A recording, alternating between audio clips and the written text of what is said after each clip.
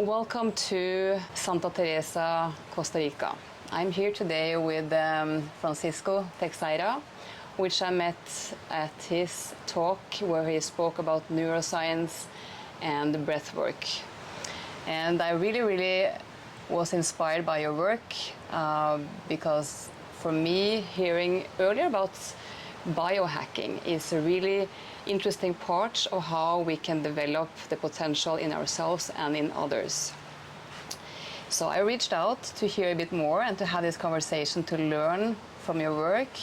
And this is part of a big journey that we are on in MadeToGrow, meeting people, communities, societies around the world to learn and get inspiration on how we can improve life and career quality and develop more of our potential.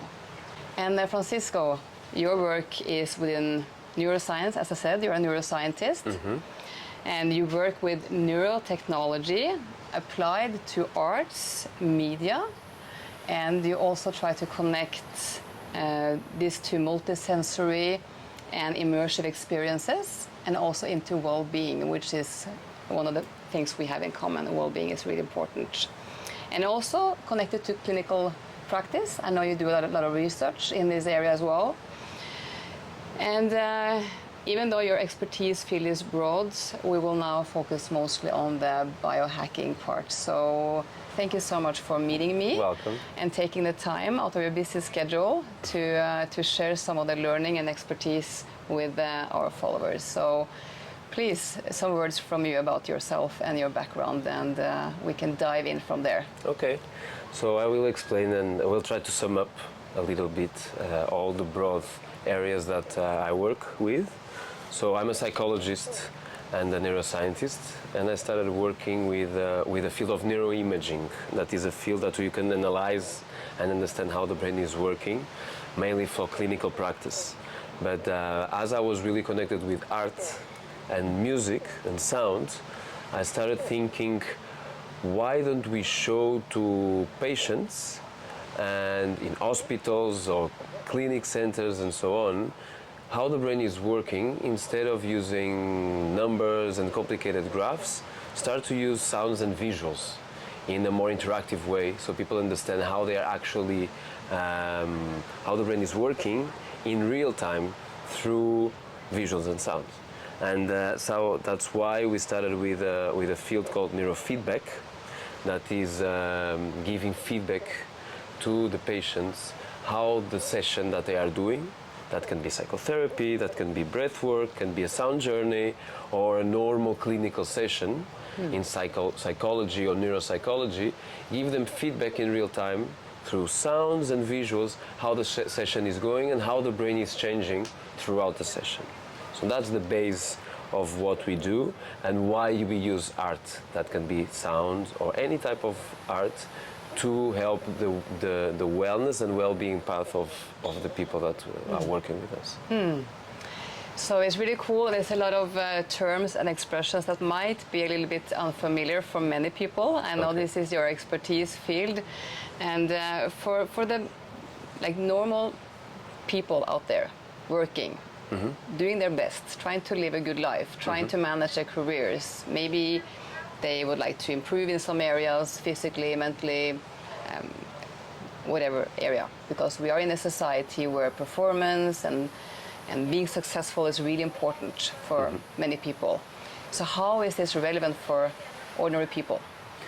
Okay, so there's a big field that is growing more and more, that is brain performance and brain optimization.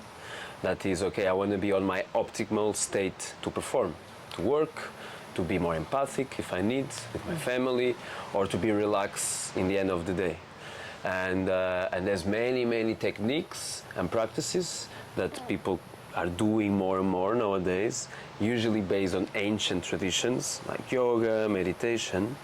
What we do, we use new technology like biosensors, AI, big data analysis, to combine with the ancient traditions and show the people the best strategy, mental strategy, and the results of their practices in a way that they can make better decisions, and that they can practice every day or every week this technique or this ancient practice that they're already doing, combined with this technology. And when you say ancient traditions, it could be meditation, mindfulness, or maybe something else, something more. It can be breath work. Yeah? Yeah, so you can connect brain sensors, heart rate sensors, a galvanic skin response, that is, I know that's a technical term, but I will explain, or that is electrodermal activity, that is a sensor that you put on your finger and understands if you're aroused or not. You can use different type of sensors, so we work with multisensorial technology, combined with yoga, combined with breath work, combined even with psychedelics and power plants, and help a therapist that is going with you through a psychedelic journey to measure and see in real time how your journey is going through. And that will give feedback and information to you and to the therapist. I will give an example. Imagine that you are in a room, and we have those rooms around the world.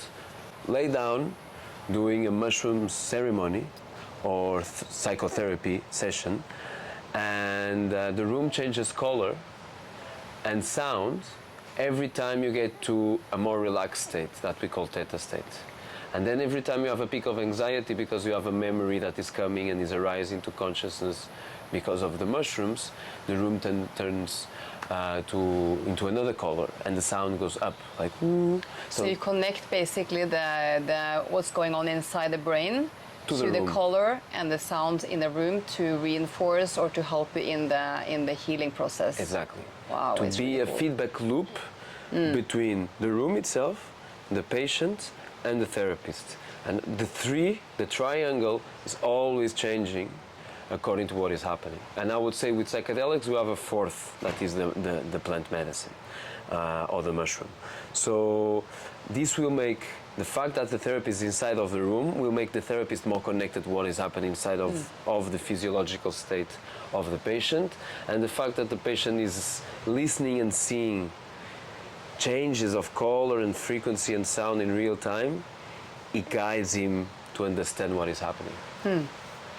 And for me, coming from a society where big pharma is a huge part of health industry, most people trust those kind of treatments much more because it appears to be science-based, and that's what the doctors are offering. So this movement of using more traditional practices like breath work, meditation, and also psychedelics, I guess is part of more the natural movement, like how to heal yourself, how to improve your health, your performance in a more natural way based on how the body and brain actually works.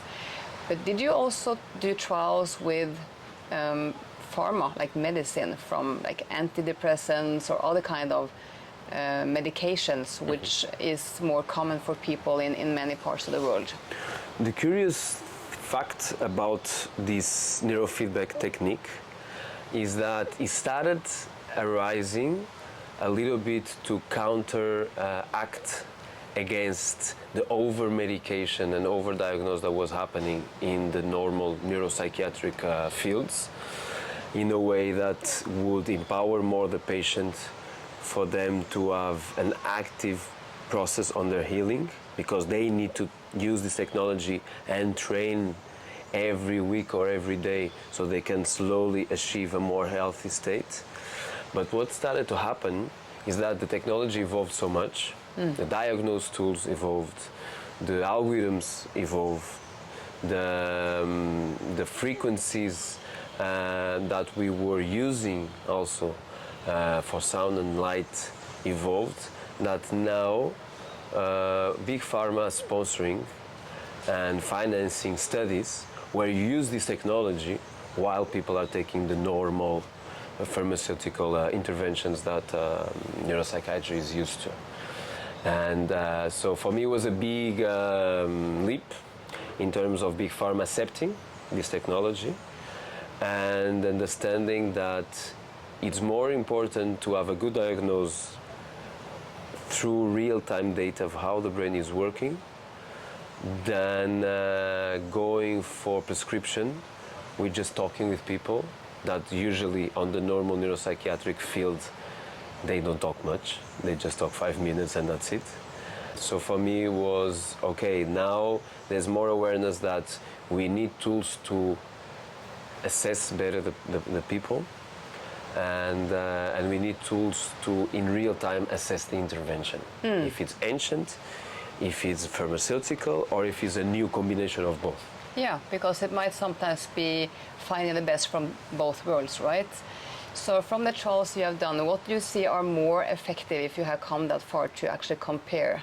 Because most people would like to have fast results, but for sure within the psychology area, mental challenges, disorders, is normally a really, really long journey to recover from. And how is the experience you have from using breathwork, meditations, and the things you are doing here, which is not necessarily connected to the traditional medications? There is no fast results.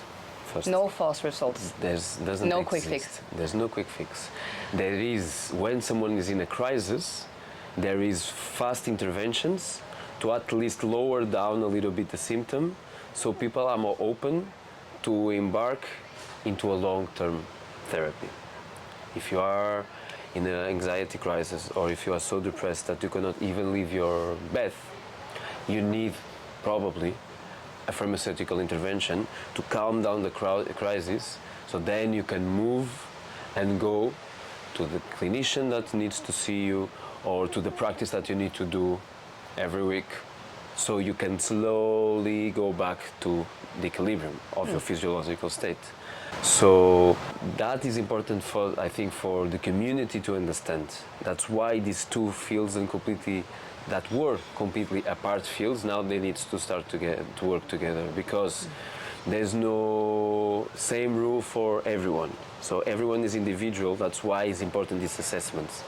And when you assess well, you understand, okay, this person is on a crisis, let's do normal pharmaceutical intervention. We take them from the state that they are, and then we need the long intervention that usually gives you tools. Usually this intervention, what they give is to give you awareness and knowledge about yourself and tools that the fast medication interventions doesn't give you. You're not active on the process. You're passive, the medication comes in, changes something, and you get better. On these practices, even if it's with technology or without, ancient or new practices, you are active. You're actually doing a process consciously of changing a brain state or changing a pattern that you have. If it's through breath, if it's through neurofeedback, or any other ancient tradition or new technologies. So just to sum up a little bit the answer, I think that's why these two fields needs to work together. And I see also now in Norway, where the tradition for many years has been really, really strict on the typical medical industry treatment methods. They have, for a few years back now, had approval for ketamine treatment. I'm not sure if you are familiar with ketamine, but I know that's for sure. It's a psychedelic. It can be used as that. I know they used it for surgeries and for taking people into it's a dissociative state. Yeah, but they use this as a slow injection, and you have, I think, music, you have your eyes covered, and then I see really, really fast results for many, many patients who are not responsive to medical treatment, for example, for depression or anxiety. So, have you also tried, is that also part of what you are trying or working with? I don't work with ketamine, but I know, because in Portugal we are really open to psychedelics as a therapy. I think the first clinic of ketamine was opened this year in Portugal, in Lisbon, and now is being one opening in Porto, because the law in Portugal, so consuming drugs is decriminalized. So we are... Is it criminalized or decriminalized? Yeah, okay, so you're come to that point. Yeah, so that's why many retreat centers are opening that use mushrooms and ayahuasca and the clinics that use ketamine, always with the support and supervision of psychiatrists, psychologists, and nurses. And even there's new research coming that is starting in Portugal. I did the first ayahuasca study, neuroscience study that happened in Portugal this year.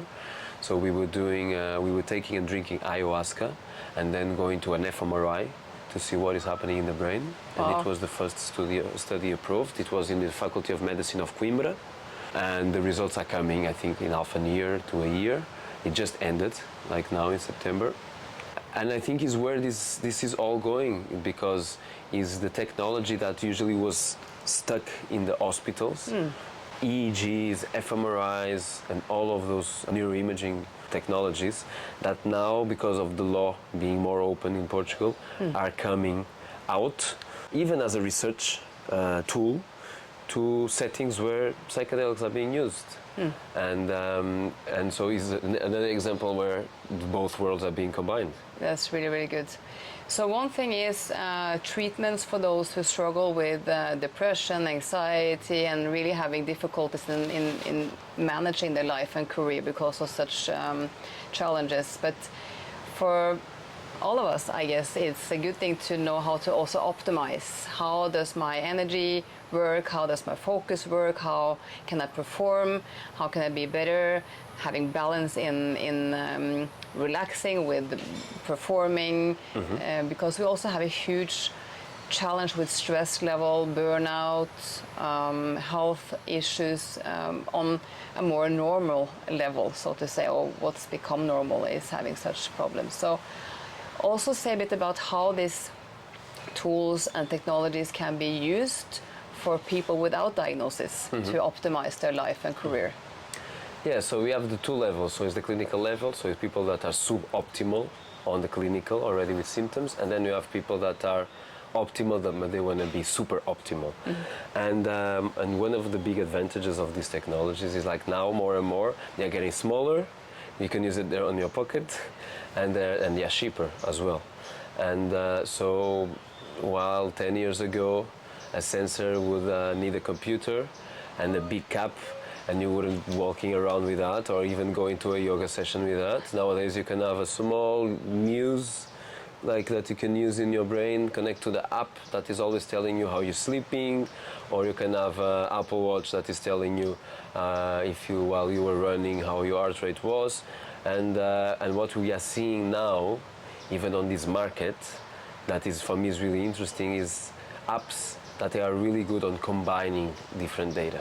That is the big thing for me. It's like, okay, there's many sensors, there's many systems on the body. You have the breath system, you have the digestive system, you have the brain, the nervous system, and there's sensors for each, but they don't talk with each other. And we are one.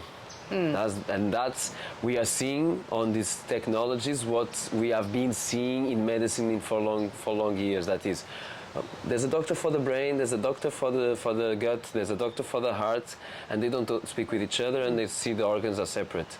So what I believe is the next steps, and we start to see some companies and some projects doing that nowadays, is like, okay, we have sensors for the different systems.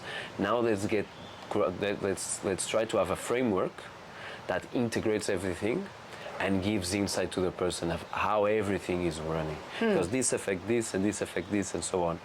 And even here in Azunia is being amazing, because I'm meeting a lot of people of different areas that work on these fields, and we are trying to create new models where, for instance, even doing like gut analysis with saliva, how that intersects with the brain data, and try to understand, okay, if you do a breath work, how the gut changes because the brain is changing because of the CO2 levels. All of these systems talking with each other in a way that when the app gives a hint to the person that is using and testing, saying you should do more breath work because in you, because it's individual, actually it works really well because the CO2 is changing your gut line. And then another person, the information will be probably you shouldn't do breath work and you should do more somatic practices because you have a lot of tension on your body, because you have a trauma from your early ages that actually we could understand because of the brain information that we got while you did the somatic intervention.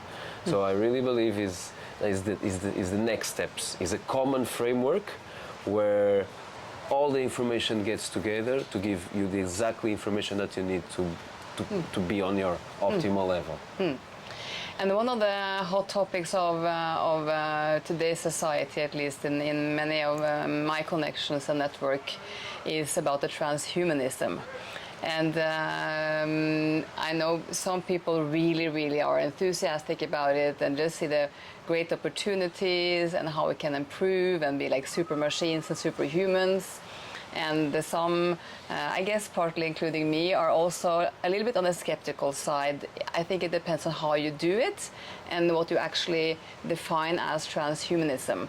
But technology has a really interesting and exciting part of understanding. As you say, you can use sensors to learn more about the brain and the body and how things work and optimize treatments or practices to improve your health or life. But also it could be a danger, like we have all the radiation, like Bluetooth, Wi-Fi, and then also how to, if you're putting technology into the body. So I know you are much more the expert on this area than me, so but moving into a little bit around the transhumanism part and your perspectives on technology versus actually just optimizing human potential without all the technology. Is it possible? So, that's a long question. I think we are trying to be transhuman since ancient times. Yoga is a technology to be a transhuman. Breathwork is a technology to be a transhuman. And for technology, I understand the tool. So the yogis back in the days, they were trying to achieve states that are optimal states and that they are not the average state. So even having different types of plants on your diet or psychedelics is influencing all your system. But instead of being a metal or silica tool, that is the nowadays technologies that we have, is a tool that is made of, that is a plant, for instance. So I think if we start thinking about how now everything is getting different because of tech, I usually argue saying that the technology is being around for a long time, but it was on a different form. So how would you define transhumanism then in the first place? Because for me, and I think many, I have connected transhumanism to how we use technology, like have a chip in the brain or something else. So, but you were saying we have been doing this for many years, and optimizing performance and health and well-being has been around for many thousands of years. But technology, like the way we know technology today, is more new, right? So how do you define it? For me, transhumanism is transcending humanism, transcending our normal human abilities. That's why I put everything inside of transhumanism. That is biohacking, that is trying to transcend our states. Now, we take this technology, I would call it neo-transhumanism, because we're using other types of technology. But the only difference is because there's plastic, there's metal, there's silica, and then there's a new thing that for me is fascinating, is that we are operating on a digital realm. But back in the days we were operating in other realms as well. If you go to the psychedelic realm, is another realm. If you, I don't know if you tried ever, but if you do an ayahuasca ceremony and through the DMT that is released, you play in a different state, completely altered state that probably will connect you to a different realm. With this technology, we're playing and operating in another realm that is called the digital realm, where there's information, where there's knowledge, where there's insight, where you can download and upload things. So that's why I like to tell, even on my talks, the concept about techno-shamanism, because you use technology to achieve shamanic states. And if you go to the etymology of the word, shaman means the one that can see in the dark. The one that can see in the dark. The one that can see in the dark. How does he do it? Back in the days we were using plants, drumming, trance states. How does we do now? We use technology. Because if you put sensors And AI reading the data of the sensor and give you an insight that otherwise will be impossible for you to know because you don't have the processing capacity of AI or you don't have sensors. What is happening is that you're seeing in the dark. You're seeing states and seeing levels of yourself that you wouldn't see, that usually are in the dark. That's why I use a lot of the expression of techno-shamanism. And so, to answer you, I believe transhumanism is being around for a long time, and there's no difference between what we're doing now and back in the days. The only difference is the tool. And now we use even merging the tools, because we're merging the technology with ancient traditions. But some warning signs are still out there regarding control and how can maybe technology influence what you're actually thinking and feeling and doing. So it's also an aspect of always, like everything can be used for the good or it can be used for the bad, right?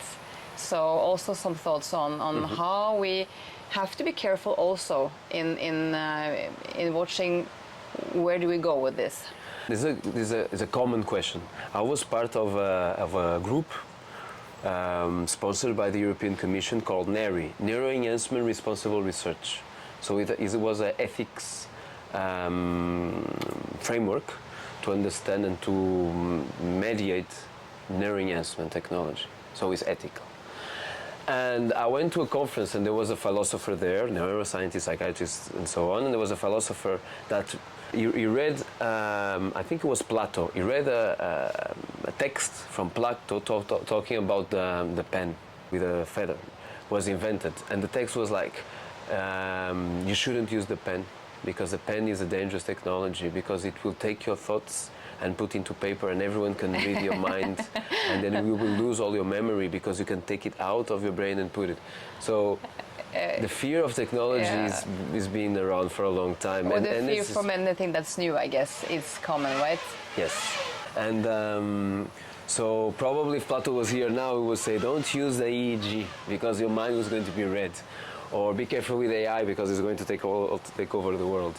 And what I think is important to have that because it's important is like there's a really known curve that is the technology adaptation curve, and there's the hype. So everyone is like, oh, AI is amazing, let's use this and so on. And then there's the scary part, where people say, but we need to be careful. And that's important because it regulates. And now the rules start to come, the laws start to regulate AI, what they can do, what can you ask to AI, and so on. So I think it's part of the process. It's like, it's having a technology that is coming, but instead of like being accepted like this, regulation accepted like this. And nowadays we have pens, we have pencils, we have everything, because it was somehow regulated. So I think it's okay to be scared, and that is important because it will make us regulate. And societies and communities regulating the technology, how we use it and who uses it. Yeah. And for those who do not want to go too far into the tech part of transhumanism, is there any chance for such people to optimize at the same level, like meditation, breathwork, psychedelics, shamanic traditions, whatever? Or do you actually have to have the technology to get to the same level? Because there will always be some kind of competition maybe, like who is performing better and who is performing worse. So we already see that class difference already in society. Who is coping with having a career, having an education, who is falling out, and maybe the next level might be connected to who managed to go into the superhuman stage and what will happen with the rest. So I think also it's cool to just have some of your thoughts on, is it possible without technology to reach the same level? I think the solution is not. But the solution is the democratization of the technology, as the democratization of education happened a few years ago. Back in the days, only some people would have access to universities and education, and you would see a gap in society. And usually will be people with more money. Well, nowadays, what is happening is that only people with more money can have the money to buy all the supplements, to read all the books of biohacking, to buy all the tech.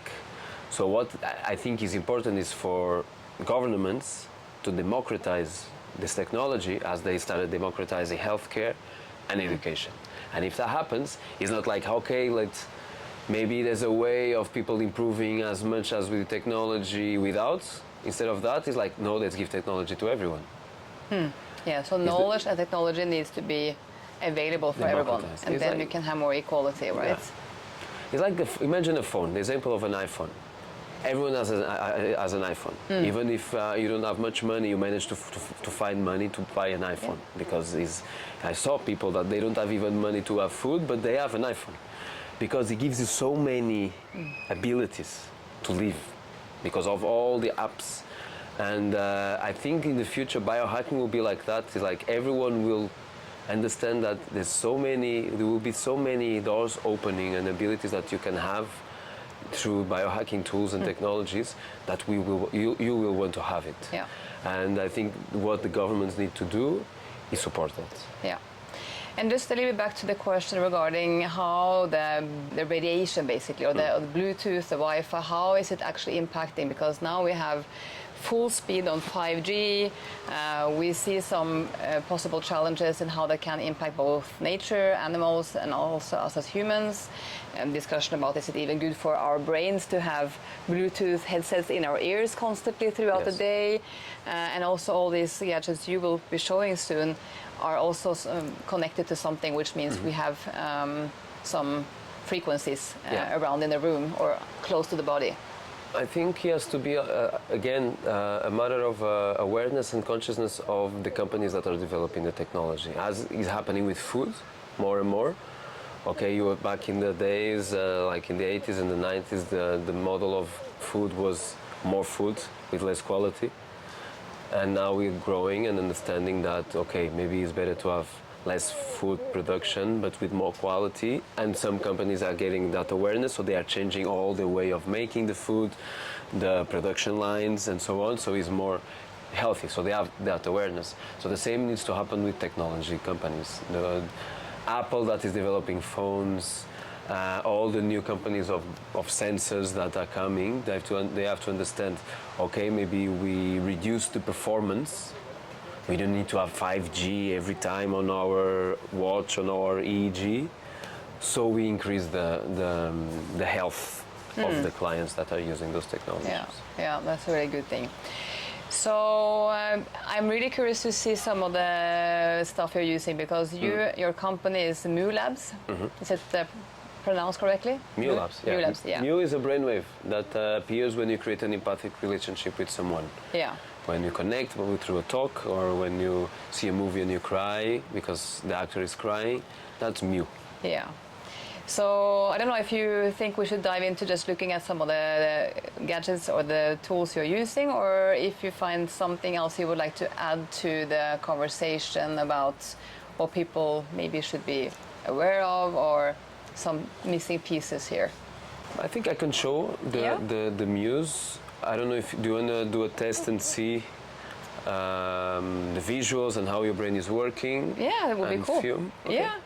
And then I can explain it. I can add information throughout the process. That's cool. I'm super keen because I have never tried much of this stuff. So I've been wearing, at least until last year, I was wearing a watch with this Fitbit thing, but I never really dived into technology. To be honest, I have moved a little bit more away from technology because of trying to find ways to optimize myself in natural ways without technology. But for sure, you made me more curious about technology again. And I've been doing breath work for some periods earlier, but I moved away from it for quite some time. But I really found interest in going back and try more of that again. So I think also knowing a bit more about do you have access to meditation programs? Do you have things online that me and others who are interested in trying more can also dive into? Yes. So just one thing that I think is important to tell. I'm always advocating for equilibrium. And for instance, one thing that I see in my close circle with kids, nowadays they have really fast learning abilities for technology. You don't need to, on my generation, you need to go to IT classes and learn how to program and use a computer. They don't need. I see kids like they pick up an iPad and they're already programming their own game. So I think in pro of the equilibrium that society needs, so technology doesn't go to a bad area, I think we need, for instance, to start teaching our kids the opposite, things that they are losing. That is how to grow food, how to go to nature and surviving in nature. So I think that's also a big important thing that the governments need to start thinking. It's like how to democratize technology in one hand, but how to counterbalance the bias that everyone now, mostly kids, have towards technology, and putting on the curriculums of schools that they need to go to nature, that they need to learn how to grow food, and that they need to survive in nature, because that is what is going to be missed in our society if we don't make that on the curriculum. And for sure we also see the challenges around relating to people, communication skills, social skills, empathetic skills. We for sure see that we have already a decline in those kind of capabilities in people, and maybe particularly the younger generations, and how technology can take you to loneliness. And so we have many issues there, and I totally agree what you're saying. We have to pay attention to both, like what are we losing with technology, what can we gain, and make sure that we keep both and balance them. Really good. And Rika, what was the other question? Was it about how to optimize without all the technology, and maybe some online programs for meditation, for breath work? Like, I know we can get some gadgets from you and your company, but maybe also for those who are just keen on having access to some, So what we do is like we promote neurofeedback online if you want. So you, instead of coming to the clinics and be on the immersive rooms, where the room changes color and so on with your brain activity, and then you learn how to modulate it, you can do it in your house. We jump into an online call. You have the support of the technician. The technician is seeing in real time the brain data, changing a little bit the difficulty level or not, and then you connect that to your screen. You can be on your sofa, and then you put a sensor in your house, and you train the brain throughout 20 to 30 minutes with the support of the therapist remotely, online. And now what we are doing, we're partnering with experts because this is our field, is our specialty. So, and then what we do is we connect and do partnerships with experts of ancient traditions or other type of practices, like Jodo for breath work, or other practitioners for other type of techniques, and we call it the mind breath navigation 3.0. That is, you can do Jodo's online program. It has breath holds. Oh, okay. It's like navigating the moments where you don't breathe. And then when the build-up of the CO2, you start having contractions, because it's your mind wanting to breathe. And if you go through those contractions and you don't breathe, you start having the benefits, and you also learn how to bend your mind and work the anxiety fears that you have, usually connected with the fear of death. That's the base of Jodos, but it's the best one to explain better. But what we do is that you can have a biohacking version of it. So you take the sensor with you, we send to your house, you do the program, but at some sessions you have the EEG and you have the feedback in real time. So that's what we're doing. We're partnering with different experts of different fields with our technology. So you can have this 3.0 version of the therapy or the practice. And one of the experts I think you mentioned is Rodo Escalante, which is one professional deep diver who has been using techniques to be able to both cope life and also to do such impressive performance as he is doing as a deep diver. So we will learn from him in another video. So, but show me the gadgets. Can I go and pick it up? For sure. So, this is an EEG, it's an electroencephalogram that nowadays is not a complicated big wire, gel, big amplifiers that you have in the hospitals. You can have a small device like this. This one is the Muse. And then we have sensors here for the frontal area and here for the temporal area. And then through the app, we usually, as we do is in the clinic, we do a clinical scan with 19 electrodes. We compare with the database, and when you have, we call it a topographic map of your brain that tells us if you have some areas that are more or less activated, and we correlate that with neural networks, and we understand if you have a specific blueprint or a type that can be more healthy, less optimal, more optimal, and then according to what you want or what you need in terms of training, there's a program that is created. Cool. So now we're going to do a test training protocol of focus. Okay. So you are activating this area, and the more you activate this area, you get more focus, less mind wandering, less mental fog. Okay. So what's going to happen is that you're going to have visuals here on the phone of some particles that go around. So they are like this every time you're not focused. And every time you're focused, they get like this. I start to be worried now. I have a monkey mind. So that's the trick, is training the monkey mind to be more centered and focused. Usually we do sessions of 20 to half an hour, minutes, twice a week. That's a program. And usually can go up to 1 month or 2 months. Because slowly you need to, the brain is really flexible, but it needs training to change. You don't change in one session. You change a little bit, and then a little bit, and then a little bit.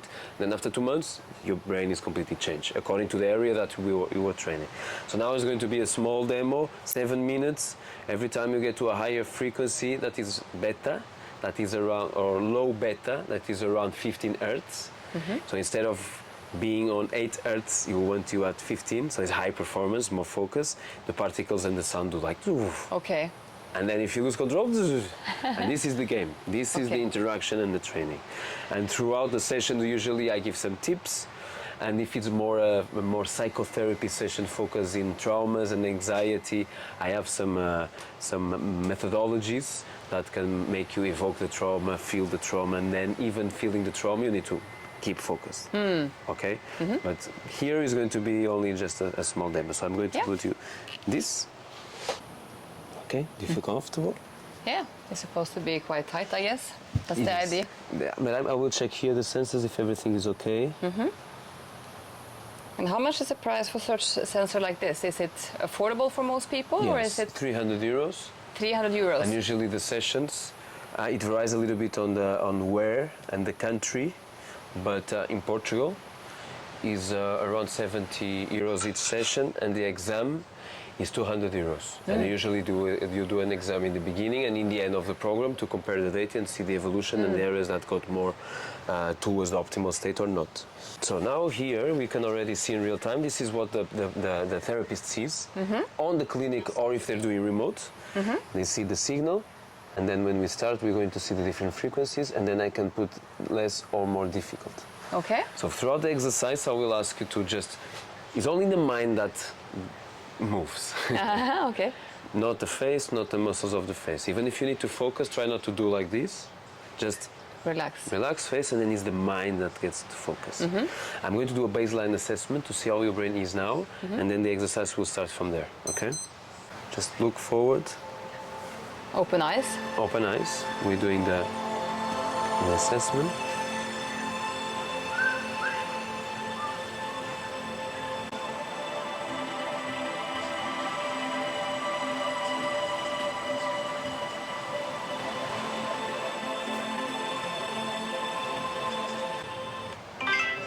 Is recorded.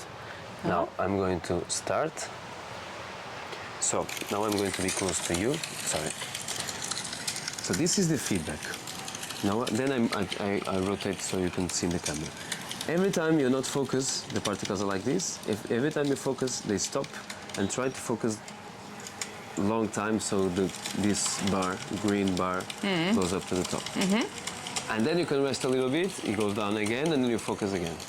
This, I will leave you alone doing this for a little bit so you understand your internal strategies to focus. Then I will start to add more challenges. So my goal is to focus on the dots, or just you can focus or here or here. Whatever. Choose your strategy. The idea is that you focus enough time so this graph goes up to the top. So you have visual and self-feedback. The sound also stops.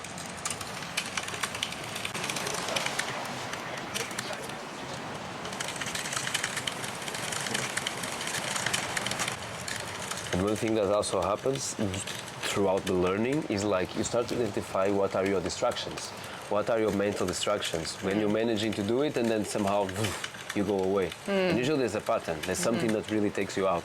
And you need to relearn, and we call it recovery strategies, how to get to focus again.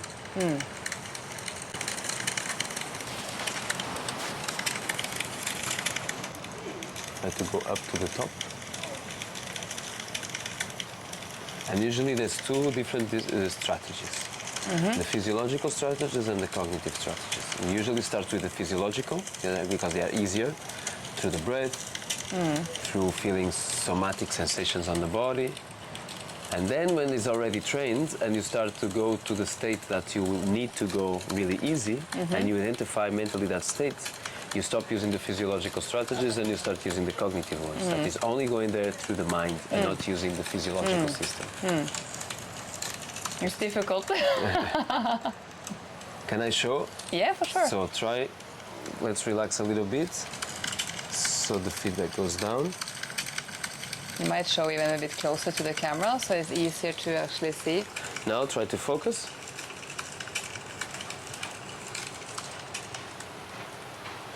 The feedback stopped and the graph is going up. Try to focus a little bit more.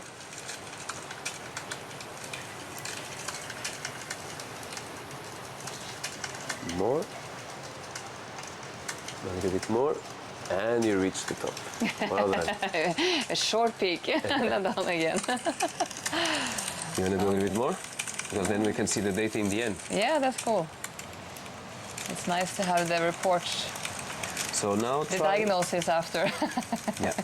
Am I in need of big help or am I doing quite okay? Or Do you need more sessions or less sessions? But now, just, of course I take more time, but for people to understand, let's try to do, we call it the trigger. So try to, you don't need to say it out loud, but try to evoke to your memory something that usually disrupts you. A trauma, a trigger, an anxiety moment that you have, and see how this affects the feedback. And then after feeling it, try to do the recovery strategy that you identified through the training that it was the one that was working, to see you start to reframe that trauma in a way that every time it appears you can keep control. Okay?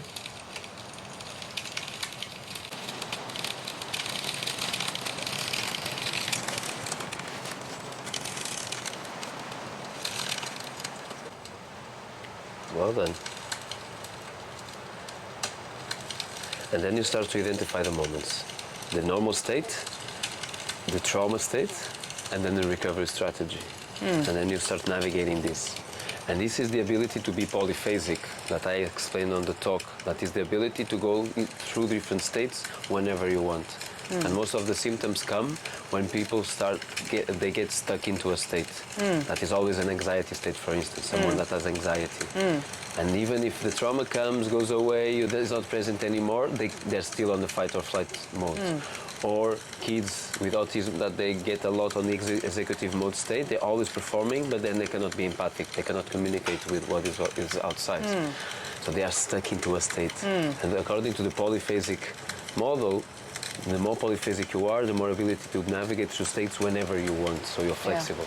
And this helps you training to be like that. that's good. So it's a way to try to find also some kind of meditative state, I guess. So, yeah. I program a focus training, but I can program a more hypo-activating, down-regulated training that is more connected with normal meditation. That is relaxing the brain instead of focusing.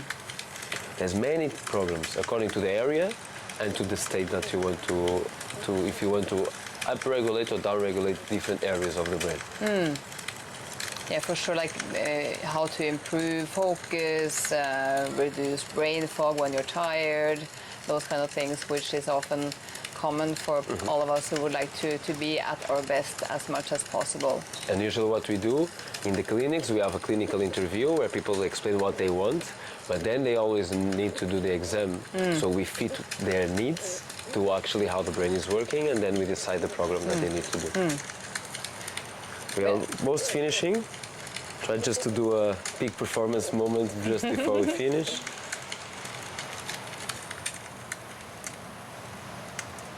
Perfect.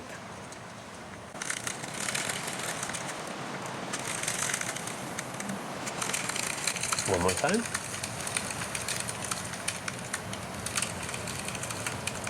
Amazing. Okay. Beautiful. Now we can see the results. So this is the graph of the session. I'm just going to show. You can, yeah, that's good. So here we can see the deep zone is when you reach the state that we wanted, and then the neutral is when you didn't. So here we see peaks. Every time we're managing to close the particles for longer, it was the peaks. So in each session, we explore and say, you see this downhill here? What happened in your brain? What took you out of the center? And then if we do the trauma activation strategies, we say, and we can identify, okay, this is what, from all the different things that activate you, probably this or this one were the ones that most take you out of your center. Let's explore that with psychotherapy. And then let's try to understand which recovery strategy that made you go up to the deep zone again worked well and better with you. So if we identify and we isolate that as a state and a strategy, we know for the next sessions that is the one that you need to improve more and use more to have more recovery, because session we go deeper on the activation traumas and the stressors. So basically, in short terms, people are aware of training programs for the body to improve muscle and the physical body, the health, the achievements you can manage. So this is for the brain. So how we call brain fitness. Yeah.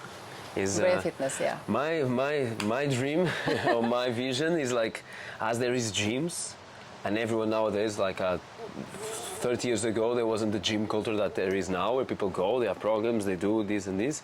I have mental gyms, where people go and then they know that, because this will prevent the mental disease. Yeah. And usually nowadays the paradigm is not preventing, is remediating. It's like, oh, only when I have anxiety is when I go to the doctor. Or only when I'm in bed, I am depressed, I cannot leave my bed, is where I call the psychiatrist and ask them for pills. So if you have a model as you have in the gym model, that is, let's go to the gym so we prevent other problems, physical problems, in the future I really believe there's going to be mental fitness gyms where people go there to prevent mental diseases, mental symptoms, and so on. And they can be in cities, they can be in spaces like this, like resorts. Or in hotels. I really believe like the hotel and the hospitality sector has a lot to win if we start adding these technologies to their services. Because people usually they don't like to go to hospitals. They don't like to go to clinics, and they don't like to be in the waiting room of a psychiatric clinic. Having easy access to tools like this and to programs like this and make it available for people, it's really good. So it's been really, really cool to talk with you first and foremost, but also to test a little bit some of the gadgets and the tools you use and learn about how to optimize the brain and the health and performance. I for sure got some more open eyes to transhumanism, which has been some skeptical thoughts around that. I think it's about embracing new technology, but also bringing in the traditional, the anxious traditions, and pick the best from both worlds and merge it. And I think we are in a beautiful time on the earth right now to see that we really have to merge the old and the new to improve human potential and the lives and careers of all of us. So it's been a pleasure to meet you. Thank you so much for your time. And look forward to talking again, learning more about your work, and let's keep in touch. Thank you, and thank you for the opportunity. Thank you.